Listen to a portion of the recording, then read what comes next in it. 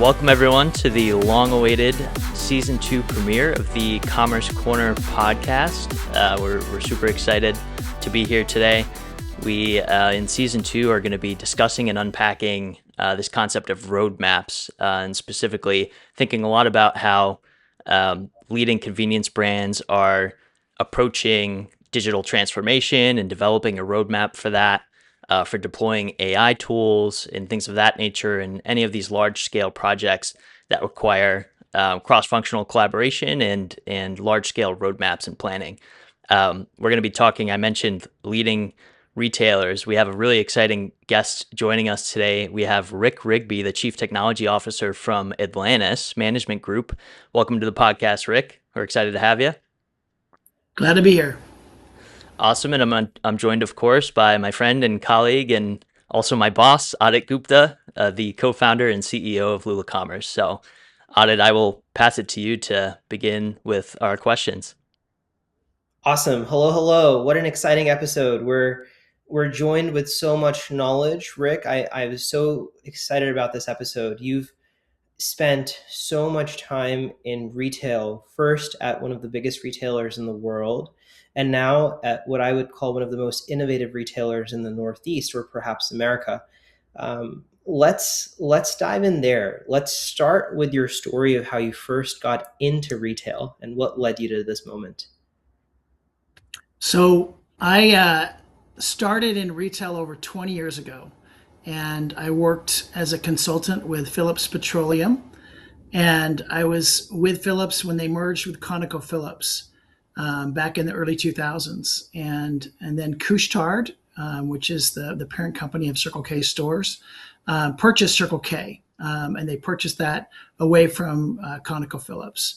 And that was my beginning back in my days in Arizona, working with Circle K and Couche-Tard.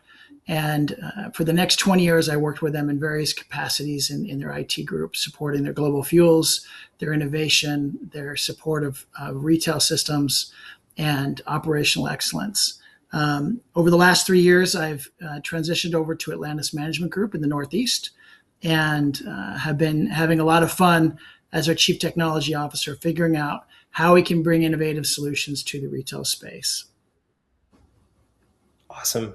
So a bit of travel for you over the past some years, and now you've sort of found yourself in the cold Northeast, where it's been snowing quite a bit in the past couple of weeks. And for viewers that may not know much about Atlantis, give us the overview. Tell us sort of a little bit more about the brand, the footprint, and what makes Atlantis unique.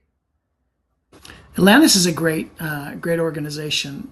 When they first approached me to join, I met with their executive team, and it's an interesting group. It's a mix of one of our founders who has a Wall Street background and an investment and real estate background, and another one of our principals who just has been able to build retail organizations throughout the Northeast, specifically in the New York boroughs. And that combination of street smarts and investment smarts and innovation was a great combination. And so when they asked me to join them as their Chief Technology Officer, it was a chance for me to spread my wings a little bit and bring what I learned working over 20 years with Couche-Tard, Circle K. One thing they've really given me is a lot of freedom to try new things. And retail is an organization that sometimes lags when it comes to technology. And so having the freedom to bring new tech to our stores has been something that's super exciting to me. And because of our size, we're several hundred stores in the Northeast, a combination of dealers, commission marketers, and company-owned sites. But we're able to move quickly. And because I've got the freedom to bring new tech to the field, we're able to take ideas and get them out there in the real world very fast. And we learn quickly, and we learn what works, and we learn what doesn't. And that's been really exciting over the last 3 years. That's great. And you'd mentioned tech. Tell us a little bit about the tech team. What does the team look like? How has it evolved over the past few years? So we have a great mix of a data team, a retail systems team, and a DevOps team. And between those three groups, it lets us always make the decision of build versus buy. There's times where we build things in-house with my development team. There's times where we work with external vendors like yourself and figure out what's the quickest or best way to bring a solution to the market. And so in my last 3 years, we've put a big focus on data and a big focus on artificial intelligence and how we can use that to move the needle with our customers and with how we operate. And as you sort of think about this team and the work that the team produces, the team is likely driven by some kind of a roadmap. And as we sort of discuss roadmaps from brands across the country, how does a roadmap get built at Atlantis? And if you could walk us through sort of what is a framework that you guys use and maybe some things other retailers might take as a learning for how you build your roadmaps. A lot of times it starts in the boardroom. We sit down, we ideate about things that we need, things we'd like to see. And so our executive team will bring me things they're looking for. A good example of that is as a retailer, liability is a big concern, especially for operators our size. And it gets harder and harder to get insured. And so they brought me a security concern. How do we protect ourselves against litigation in our stores? And they would bring me an idea like that, and then I would go out into the marketplace and I'd meet with vendors, I'd meet with my individual teams to see what do we have now and what could be. And as part of that what could be discussion, we often bring vendors in to say, here's a use case, here's something we're trying to solve for. For example, in our stores, how do we capture a scenario where maybe someone has a slip and fall at one of the stores? Is there a way with artificial intelligence and cameras to identify what is a slip and fall? And so we worked with a partner over the last 12 months to help teach the camera systems what constitutes a fall. And at first it was slow going and the results we got weren't very good. But over the Christmas break, we actually had a case where there was the system actually captured an actual slip and fall. And so it was exciting for the system to be able to capture that and then send an alert to my security and loss prevention teams. And so instead of them having to go and dig through hours and hours of footage or wait for someone to report an issue, the camera system itself caught the issue, reported it, and then archived the footage. And that was an exciting thing where we took something from a question in a boardroom to execution in the field. And when we do that, one thing because of our size is we take those ideas and we put them in production quicker than if we were working with an organization moving slower on trying things out. And because we've got a lot of support from the executive team, we can put these things in the field faster. And so we presented that footage in our last board meeting actually this last week, and everyone's very excited with where this is going. And so that's just one example. On top of that, there's times where I bring things to the team that maybe they're not thinking about. One example is data. And how do we make data a differentiator for us as an organization? I use a term called democratization of data. And that's where we get smart data into the hands of smart people so they can do smart things with it. And oftentimes in organizations, there are data gatekeepers. And my goal has been to get the data in the hands of everybody who wants it and put it in their hands in a way that they can use it and get insights that they might not have seen otherwise. And so by democratizing the data, people are able to make better decisions. A key example of that is our merchandising team. We've been able to put Power BI reports in their hands based on data sets that we've captured. And they're now able to make decisions on products we sell in our store based off of data versus gut feel.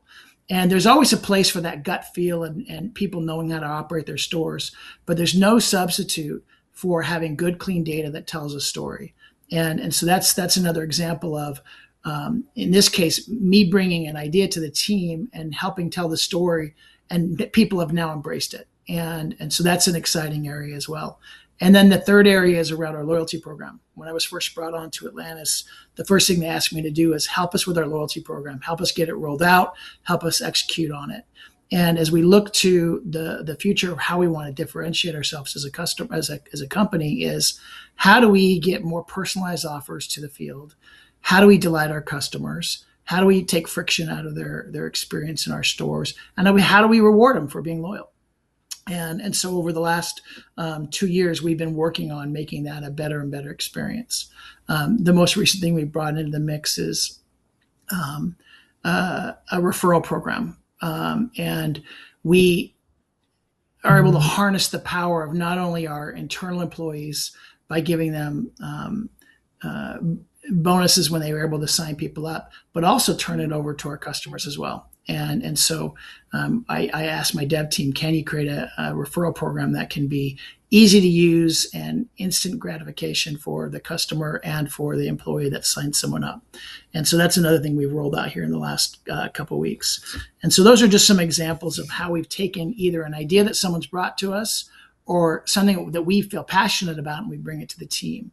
And at the end of the day, once you get those ideas, the next step is, how do you get past just talking about it, admiring the problem, to putting it in the field in a way that you can learn from your what's going on?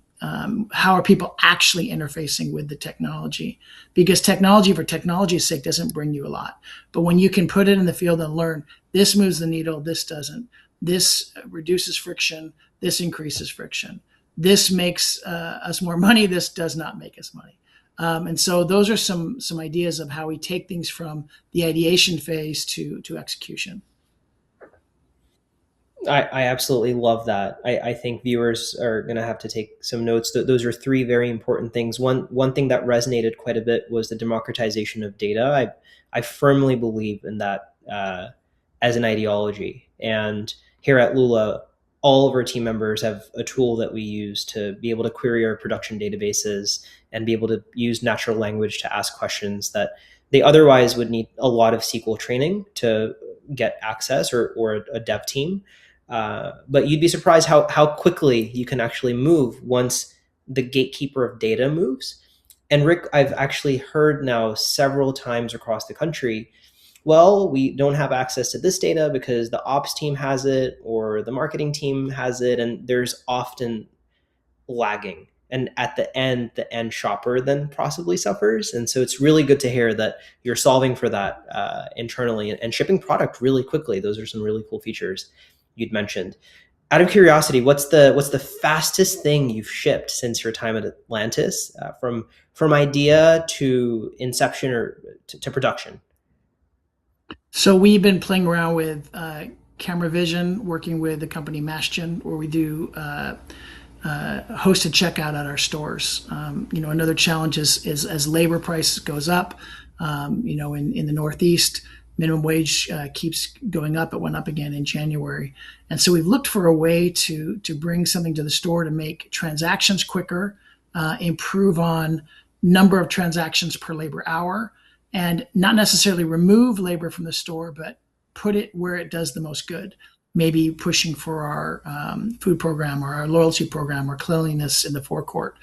And so putting out these hosted checkout units in our stores, we've worked very closely with the Meshgen team, and we've been working with some of their beta solutions.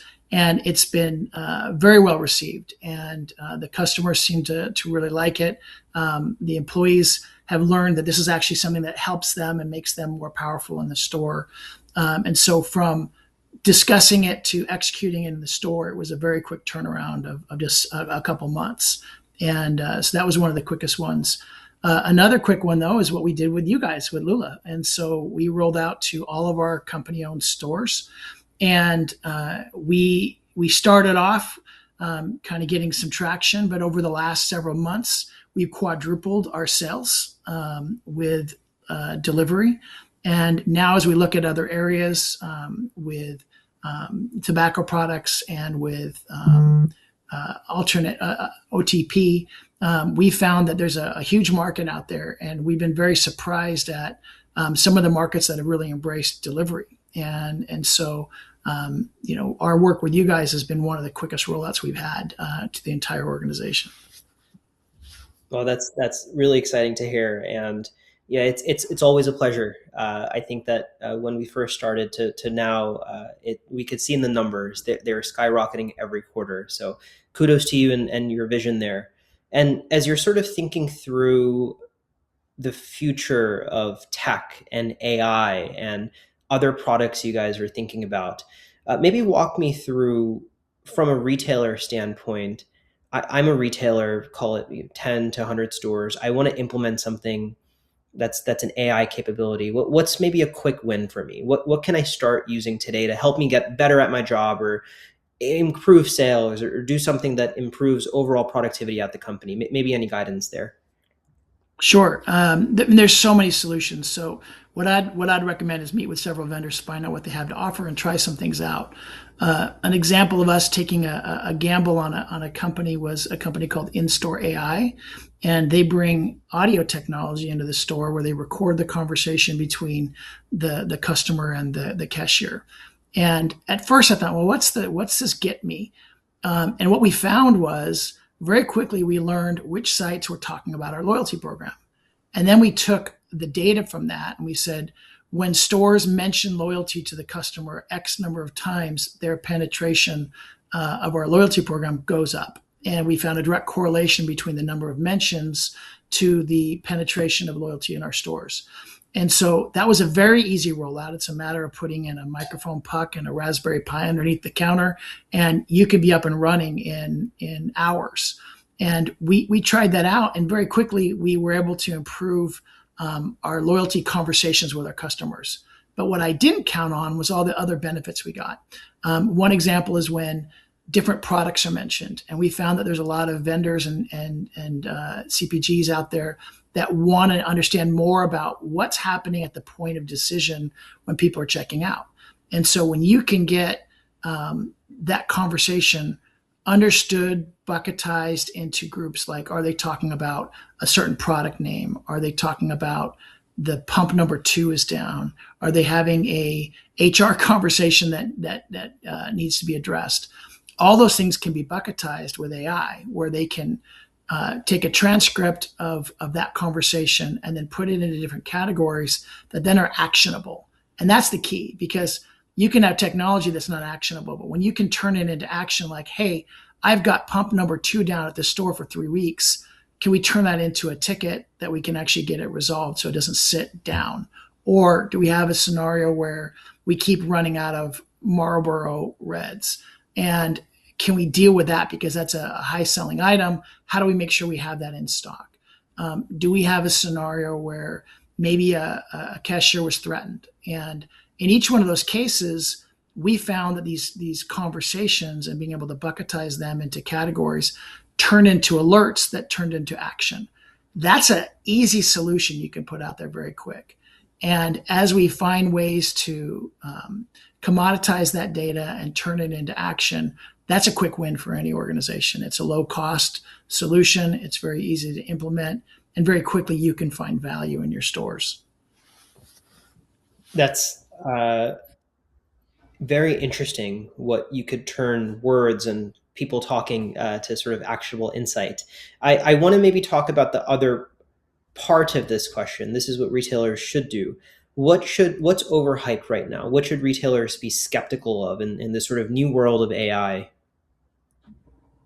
I mean, you hear the buzzword a lot, and there's a lot of solutions out there that are talk, but you need to find out, can they deliver for you? A good example is as people start using natural language to query against their data sets, it's not magic. And so one thing to be very careful of is as you start getting people that have gotten used to using ChatGPT, how do we turn that into something that's intelligent when they ask questions against your company's data set? Because there's a difference between asking them what movie I should watch or what workout program I should have.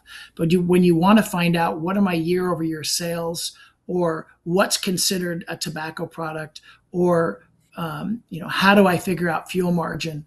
Defining your data behind the scenes is very important. And so you need to create semantic models. You need to define your terms. You need to get clean data that's up into wherever you're going to run AI against. We found that we use a product called Snowflake on the back end to pull in data, and then we use Fabric and Power BI to run the actual reports.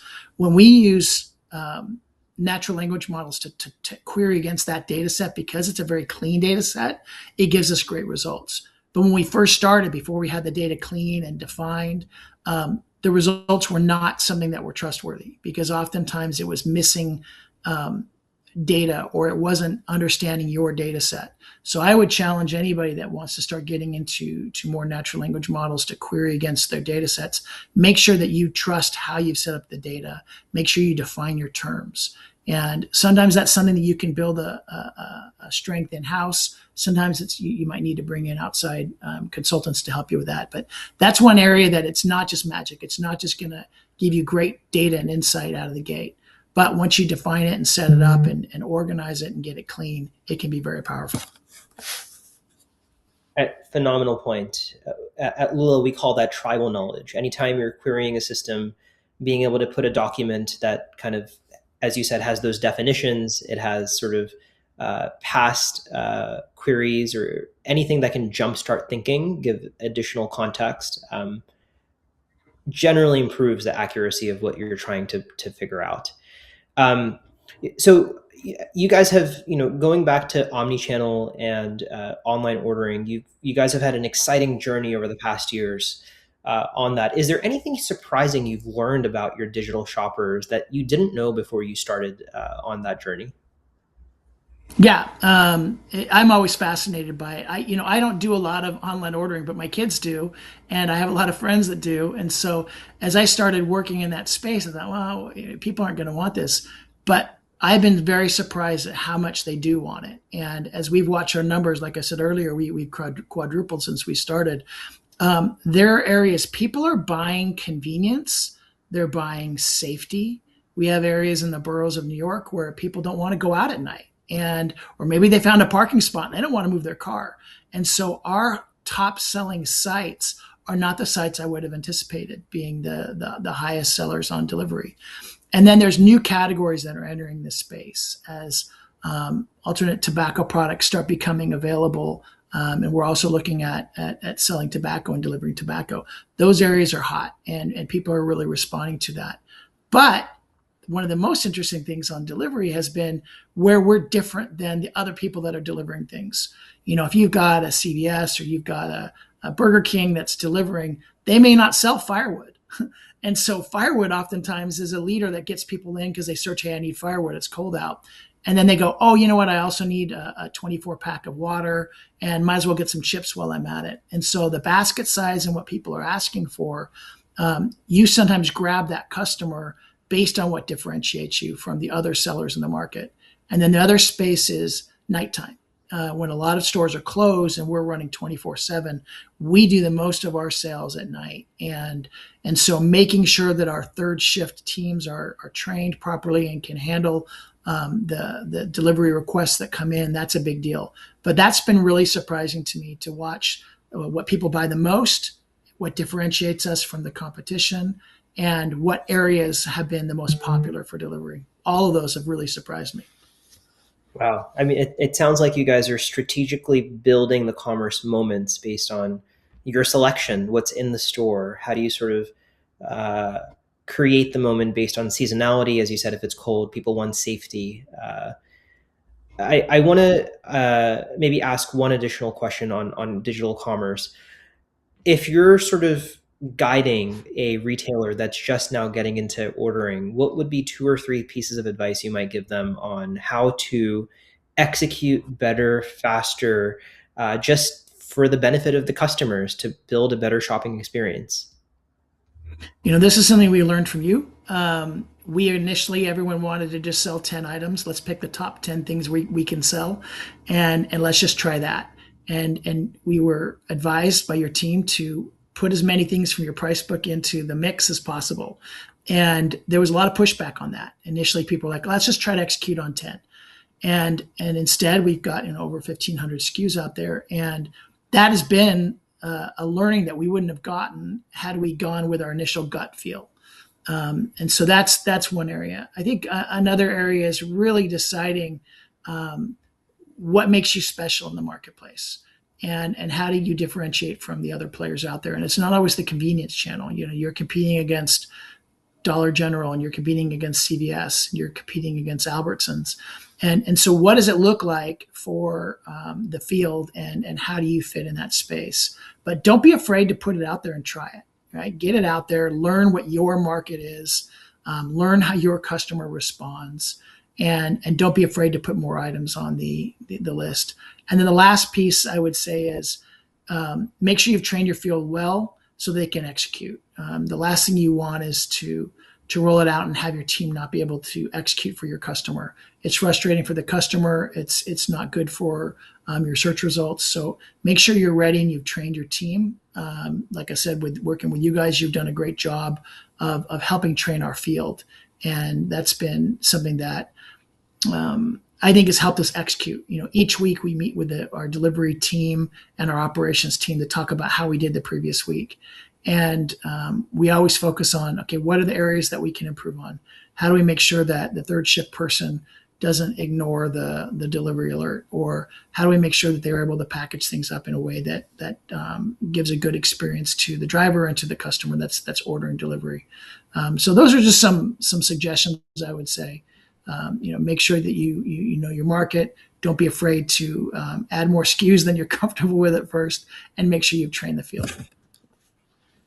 Love that. Another good example of how you guys are continuously using data to iterate on a week over week basis. And I think that's a common trend in some of the best brands we've sort of observed across the country. It's week over week analysis of what's working, what's not working, what do we have to change on the fly, versus sort of set and forget model, which we've also seen some folks do. Well, thank you for that advice, Rick. I'm sure several folks sort of watching will value that. I want to take us to our final and most exciting section, rapid fire questions. We have a few questions for you, some fun, some tough, and we'll see how it goes. So without further ado, I want to start with an easy one. New York bagel or Jersey hoagie? I'm a sucker for a bagel. So before I moved out here, the first thing I did was go to a bodega and get a nice I actually ordered what the guy in front of me ordered. He ordered a sesame seed bagel with eggs and bacon, and I'd never gotten that combo, and it was one of the best bagels I've ever had. So, and a nice schmear on there. So I'm a bagel guy. That sounds amazing. I'm hungry now. All right, coffee or tea?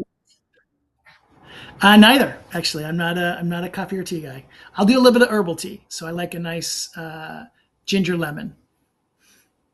Love it. All right, we're going to go a little bit harder now. Build something AI or find a product externally and try to implement it for your first AI solution? That is a great question.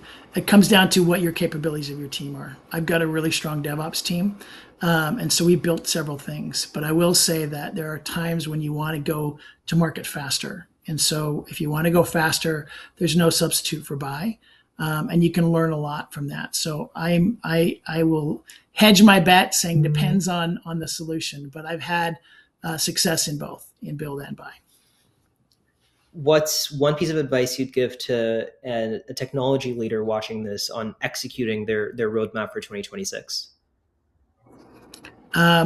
Find thought leaders out there. Find partners. There's tons of conferences out there where you can network and meet people.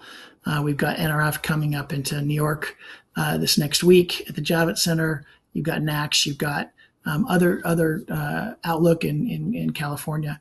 Meet people and ask. And so I've really enjoyed comparing notes with other CTOs and other operations teams out there. And then find ways to create true partnerships with the vendors. Oftentimes people create adversarial relationships or client customer or client vendor relationships, and I much prefer collaborative. Every vendor that I've worked with over the last 2 years, we've tried to show how we can help make their product better by being a strong partner and giving good feedback, and so it makes a better product for them. It makes a better product for us. And so I would say don't be afraid to make friends with the vendors, because I think you can learn a lot. Love that. Well, Rick, on that note, I want to thank you for joining us in this episode of Commerce Corner. Matt, I'll pass it to you, sir, to take us home. Sounds good. Yeah, thank you as well, Rick. It was great to have you on. I thought this was an amazing conversation and had some really great, insightful takeaways for our audience. So if you're listening right now, stay tuned. We're dropping a new episode each month this year, and we'll see you on episode 2. Thanks again, everyone. Thanks, everybody.